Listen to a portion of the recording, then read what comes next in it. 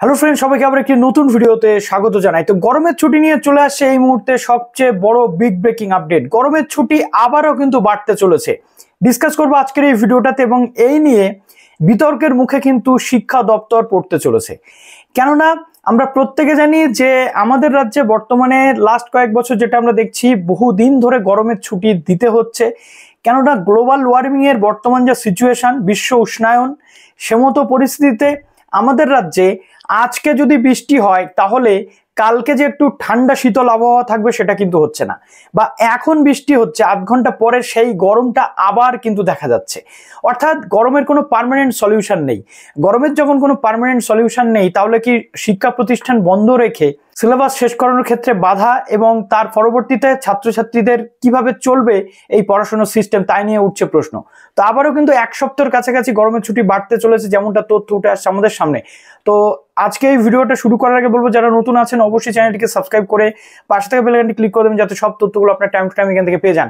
তো সবার প্রথমে আপনাদের যেটা বলবো যে অলরেডি আমরা দেখেছিলাম যে দুদিন আগে একটা নোটিফিকেশন দিয়ে দেওয়া হয়েছিল যে শুক্রবার এবং শনিবার দুদিন অত্যন্ত গরম বা হিট ওয়েভের জন্য রাজ্যে গরমের ছুটি দেওয়া হচ্ছে দুদিনের জন্য, এবং কালকে রবিবারের পরবর্তীতে যে সোমবার, সেই সোমবারে পুনরায় স্কুল কিন্তু ওপেন হতে চলেছে।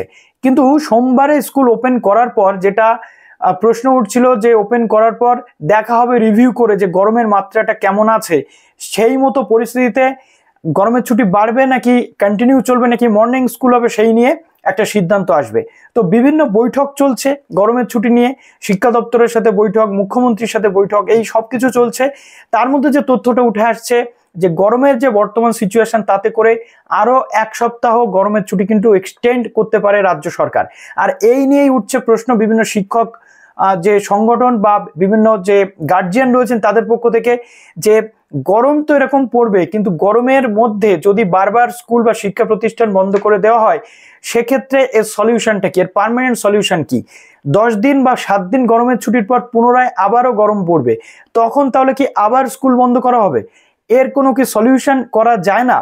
অনেকে সলিউশন হিসেবে দিয়েছেন যে মর্নিং স্কুল, সেক্ষেত্রে আবার প্রবলেম আছে।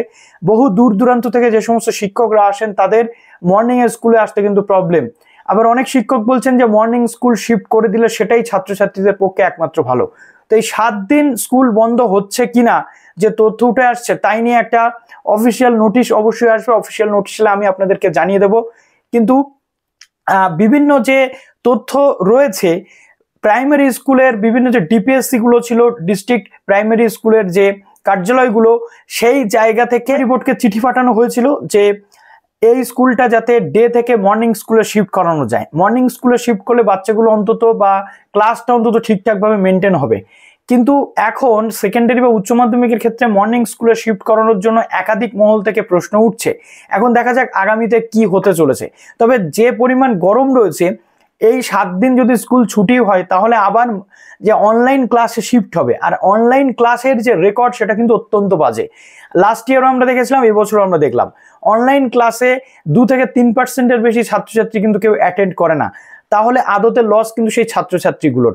তো এই ছিল আপাতত তথ্য। আপনাদের কি মনে হচ্ছে গরমের ছুটি নিয়ে কমেন্ট সেকশনে জানান। ভালো থাকবেন সবাই, বেস্ট অফ লাক।